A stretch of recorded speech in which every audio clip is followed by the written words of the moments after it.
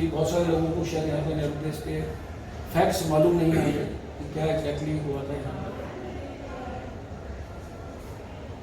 देखिए, जब ये दिल्ली डेवलपमेंट अथॉरिटी फॉर्म हुई दिल्ली के अंदर डेवलपमेंट करने के लिए, this is post independence, it became very active in late 60s DDA। तो अब जैसे जैसे एक्सपेंशन हो रही थी, पॉपुलेशन बढ़ रही थी, तो उन्होंने कहा भाई markets, organised markets and commercial centres create करे जाएं फॉर एवरी रीजन। जैसे साउथ दिल्ली है, वहाँ कर लीजिए, आप ईस्ट दिल्ली में कर लीजिए, आप वेस्ट दिल्ली में कर लीजिए, तो उनका नाम उन्होंने कहा डिस्ट्रिक्ट सेंटर। तो मैं नेहरू पे स्पेसिफिक फैक्ट बताना चाहूँगा कि 1972 के अंदर यहाँ पर DDA ने ऑक्शन किया प्लॉट ऑफ लैंड्स की for perpetual lease. Perpetual lease का मतलब ये होता है कि वो जमीन जो है DDA किराए पर देगी 99 ईयर्स के लिए बिल्डर को with the right to construct spaces. Spaces का मतलब हो गया बेसमेंट के अंदर वेयर हाउस हो गया, ग्राउंड फ्लोर फर्स्ट फ्लोर के अंदर दुकानें होगी, रिटेल स्पेस हो गई, अपर फ्लोर्स के अंदर ऑफिस स्पेस होगी, इनको वो स्पेसेस से डिफाइन करते हैं। काफ़ी सारे बिल्डर्स हैं, जैसे हमारे यहाँ इस बिल्डिंग में विशाल बिल्डर्स हैं या अंसद हैं या इरोज हैं, उस ज़माने के जो अच्छे अच्छे बिल्डर्स थे, उन्होंने ऑक्शन पे 1972 के अंदर इस लैंड को ले लिया। हमारा ये जो प्लॉट नंबर 95 है, ये विशाल बिल्डर्स ने लिया। अब कंस्ट्रक्शन करने की उसके लिए पैसे चाहिए थे, तो उससे पहले उन्होंने एक लीज एग्रीमेंट साइन किया, इसकी कॉपी मेरे पास है, मैं वैसे आपको दूर से दिखाऊंगा, हमारे को पढ़ने की जरूरत नहीं, but I have gone through that. ये 99 ईयर्स की लीज डीड साइन हुई है with every builder of Nehru Place between vice chairman DDA and the builder in 1972। हो सकता है किसी की सितंबर में हुई, किसी की अगस्त में हुई, किसी की अक्टूबर में हुई, अलग अलग महीने में हर एक की है। तो जो मेरे पास लीज है वो सितंबर 1972 की है और वो इरोज की है। विशाल की तो लीज बनी नहीं, इसलिए मैं लीज आपको दिखा नहीं सकता। विशाल बिल्डर की कोई लीज नहीं है, बिकॉज उसने केस कर दिया था। I will come to that in the latter part. अब ये जो लीज डीड है, इसके अंदर एक पैराग्राफ है, एक क्लॉज है, जो ये कहता है कि आप स्पेसेस कंस्ट्रक्ट करके वहां पर उनको आगे किराए पर दे सकते हैं, आप उनको बेच सकते हैं, आप सब कुछ कर सकते हैं। बट जब आप किसी को स्पेस बेचेंगे तो ₹1 पर square yard of the proportionate space आप DDA के अंदर सब लीज साइन कराएंगे, जो फैक्चुअली किसी भी बिल्डर ने DDA के अंदर नहीं दी है। Let me tell you that, including Vishal builder, because Vishal builder का तो लीज ही नहीं है।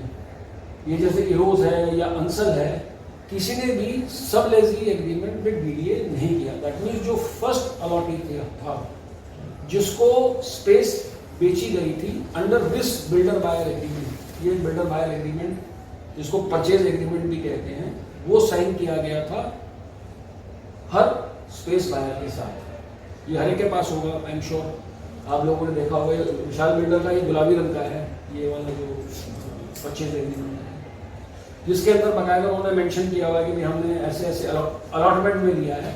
उन्होंने लीज डीड का मेंशन नहीं किया। तो मेरे को ऑक्शन के अंदर मैंने ये जगह ली है, जो पहला क्लॉज है इसके अंदर, उसके बारे में लिखा हुआ है। बहरहाल वो उन्होंने स्पेसेस बेचनी शुरू कर दी।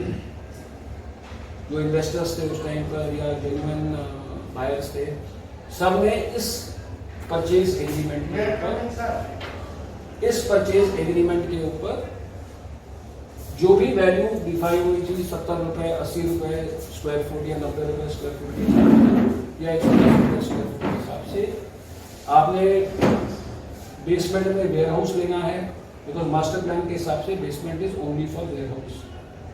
आपने रिटेल स्पेस लेनी है, ground and first is only for retail space. Second floor से 5th फ्लोर या सेकेंड फ्लोर से 8th फ्लोर बिल्डिंग वाइज जो भी है, उसके अंदर ऑफिस स्पेसेस के लिए जगह जो है वो बेची गई। उसके पैसे बिल्डर ने ले लिए, बट किसी भी बिल्डर ने आगे डीडीए में सबलेजी नहीं साइन किया। अब इस एग्रीमेंट को अगर आप पढ़ेंगे,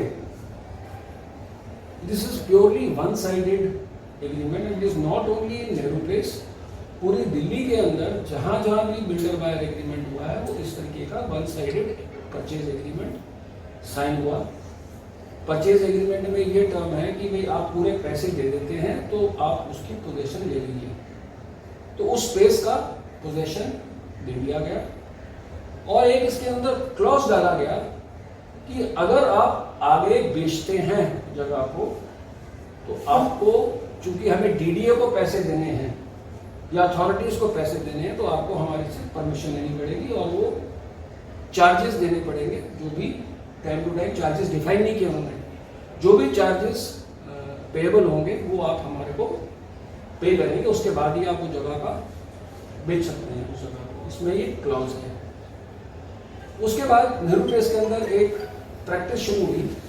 किसने उसको इंटरप्रेट किया, उसकी क्या लीगल नॉलेज थी या नहीं थी, I am not going into that. 1978 के बाद, 78 में most of the buildings were occupied initially, जो भी आगे फर्दर सेल हुई उसकी प्रैक्टिस ये बनी कि आप इस एग्रीमेंट के ऊपर एंडोर्समेंट बिल्डर की करा लीजिए। जैसे हमारी भी इसमें एंडोर्समेंट है, इसमें आप एंडोर्समेंट करा लीजिए। उस एंडोर्समेंट को आप एमसीडी में दिखाइए और एमसीडी में म्यूटेशन हो गई और आप इसके मालिक बन गए। किसी भी तरीके की कोई स्टैम्प ड्यूटी कोई नहीं दे रहा था, stamp duty was being avoided. ये मैं 78 की बात कर रहा हूँ, 78 से शुरू हुआ था।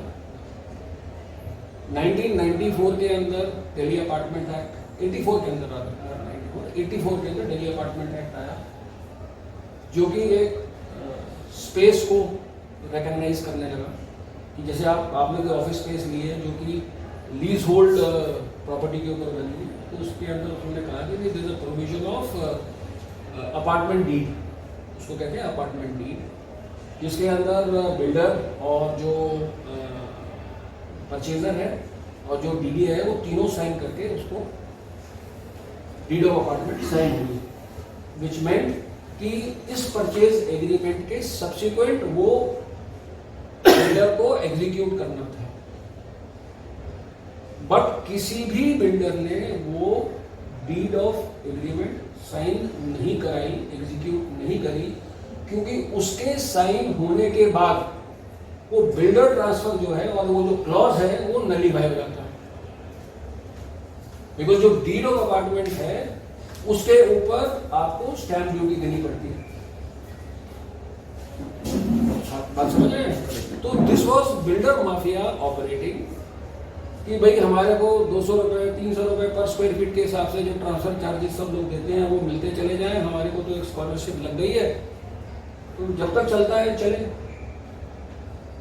दी लॉबी वॉज सो स्ट्रॉन्ग कि उन्होंने 84 में आया हुआ ये एक्ट, दिल्ली अपार्टमेंट एक्ट, उसको नोटिफाई नहीं करने दिया, उसकी इंप्लीमेंटेशन ही नहीं हुई। अल्टीमेटली एक PIL फाइल हुई जिसका नाम है OS Vajpayee versus lieutenant governor of Delhi. उन्होंने ये कहा कि सर आप ये जो प्रॉपर्टीज हैं नेहरू प्लेस वाली, मीकाजी कामा प्लेस वाली, या राजेंद्रा प्लेस हो गया आपका, या आपका जनकपुरी कमर्शियल सेंटर हो गया, इसमें जो प्रॉपर्टीज हैं उनके जो प्रॉपर्टी ओनर हैं वो पैसा भी खर्चते हैं, बैंक उनको एज कोलेटरल नहीं लेता। आज आप नेहरू प्लेस में प्रॉपर्टी खरीदिए, आप बैंक के पास जाइए कि साहब मैं इसको कोलेटरल रखना चाहता हूँ, अपने बिजनेस में यूज करना चाहता हूँ, नहीं, इसमें हम नहीं देंगे, बिकॉज आपका ये जो डॉक्यूमेंट है इससे आपका टाइटल आता ही नहीं, लीगली टाइटल ही नहीं आता। ठीक है आप उस जगह पे बैठे हुए हो वो बात अलग है, बट आप लीगली मालिक जगह के नहीं हो। इस जो पिटीशन फाइल की थी OS वाजपेयी ने, उसकी 2010 के अंदर जजमेंट आई. This judgement was from the division bench of the Delhi high court and this was not challenged further. So it has attain finality. इसका मतलब ये है कि वो that is settled principle of law. उसमें ये कहा गया कि एक तो उन्होंने नोटिफाई किया कि भाई दिल्ली अपार्टमेंट एक्ट जो है उसको इमीडिएटली इम्प्लीमेंट किया जाए, और जो डीड ऑफ अपार्टमेंट है वो builder within 3 months sign करेगा. Please note, within 3 months, 2010 की मैं बात कर रहा हूं, तब तक ये बिल्डर ट्रांसफर चल रहा था. किसी भी बिल्डर ने वो डीड ऑफ अपार्टमेंट नहीं साइन किया. That is the fact. अगर मैं गलत हूं तो आप में से कि कोई जानता है कि किसी के साथ डीड ऑफ अपार्टमेंट साइन हुआ है तो मुझे बताएं. पूरी दिल्ली के अंदर किसी का डीड ऑफ अपार्टमेंट साइन हुआ. But the judgement was so nice, उसमें उन्होंने एक और क्लॉज डाला कि कोई भी builder if he does not come forward and sign the deed of apartment within 3 months या उसमें आनाकानी करता है, then it is deemed sign. Please note that जिसकी भी डीड ऑफ अपार्टमेंट साइन नहीं हुई है वो ओएस वाजपेयी के जजमेंट के हिसाब से deed of apartment is sign.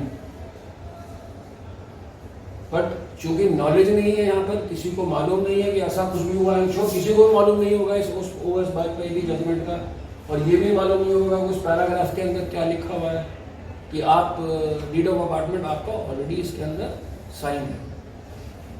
इसका मतलब ये हुआ कि आप अपनी जो प्रॉपर्टी है वो डीड ऑफ अपार्टमेंट के ऊपर किसी को बेच सकते हैं, उसके ऊपर स्टैंप ड्यूटी दी जाएगी और आप सेल है जो आपकी सेल है, और आपको बिल्डर को कुछ नहीं देना. मीनवाइल बहुत सारी पिटिशंस इसको लेकर फाइल हुई कि दिल्ली में एक बिल्डर माफिया एग्जिस्ट कर रहा है, और वो जो बिल्डर माफिया है वो स्टैंप ड्यूटी को इवेट कर रहा है, जिससे हजारों करोड़ों रुपए की रेवेन्यू जो है दिल्ली सरकार को नहीं मिल पा रही है. ये भी दिल्ली हाई कोर्ट में पिटिशन लगी, उसकी भी जजमेंट है मेरे पास, जिसके अंदर दिल्ली सरकार ने ये कहा कि सरकार जो है कोई ऐसी पॉलिसी लेकर आए जिसके अंदर जो लीज होल्ड लैंड के ऊपर स्पेसेस बनी हुई हैं उसमें वो स्पेस ओनर बन जाए. ये बात ठीक है कि आप किराए की जमीन के ऊपर हैं, बट आप स्पेस के तो मालिक हैं ना. तो उस चीज को देखते हुए एक और डेवलपमेंट हुई कि सुप्रीम कोर्ट के अंदर एक केस आया 2011 के अंदर, which became law, Suraj lamps versus union of India. उसके अंदर इसी बात को लिखा गया कि ये बिल्डर ट्रांसफर हो रहा है, क्योंकि जो एग्रीमेंट टू सेल है it is not a compulsorily registrable document. जो एग्रीमेंट टू सेल हम अभी तक साइन कर रहे थे पहले से, जिसके बेसिस पे बिल्डर ट्रांसफर करते थे और पोजेशन लेते थे, क्योंकि हम उसकी रजिस्ट्री नहीं करा रहे हैं, it is not compulsorily registrable, तो स्टैंप ड्यूटी अवॉइड हो रही है. तो कोर्ट ने ये कहा कि एग्रीमेंट टू सेल जिसके अंदर 100% कंसिडरेशन दे दी गई है और पोजीशन ले लिया गया है, उसमें पूरा लीगल राइट आए ना आए, बट कुछ राइट तो आ रहा है ना बायर का. तो उन्होंने कहा कि जो एग्रीमेंट टू सेल है उसको आप रजिस्टर करिए अगर आप उसमें वो राइट लेना चाहते हैं as per the contract act. उन्होंने कॉन्ट्रैक्ट एक्ट का भी हवाला किया. इस जजमेंट के बाद दिल्ली सरकार ने 2014 में गवर्नमेंट नोटिफिकेशन निकाला, जिसमें उन्होंने कहा कि जितनी भी लीज होल्ड प्रॉपर्टीज हैं उसकी जो स्पेसेस जो बनी हुई हैं उसका एग्रीमेंट टू सेल रजिस्टर होगा compulsory, which means that was the last nail in the coffin of builders, कि आपको बिल्डर को कोई पैसा नहीं देना ट्रांसफर के फॉर्म में. It is illegal.